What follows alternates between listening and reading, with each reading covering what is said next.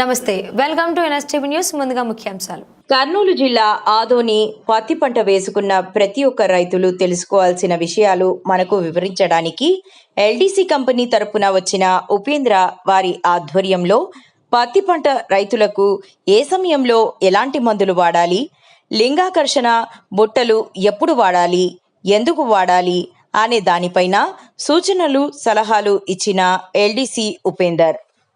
LDC company ఇది దేశవ్యాప్తంగా ఉంటుంది. సార్ మాట్లాడతారు దాని గురించి.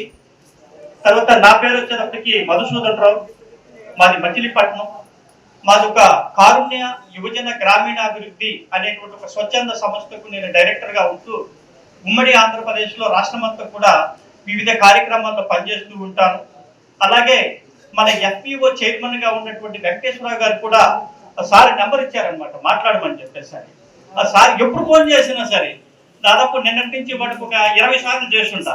20 సార్లు ఎప్పుడు కూడా ఆ ఫోన్ లిఫ్ట్ చేయకోకుండా లేరు. వారు ఫోన్ చేస్తే టక్కనే ఆన్ చేయకు, సార్ నేను అదే పనిలో ఉన్నానండి, సార్ చెప్పారు కదా మాకు, కాదా సార్ చెప్పిన తర్వాత మా బాధ్యత సార్ అంటే చెప్పారు తప్ప ఇంద్ర పద్దాగా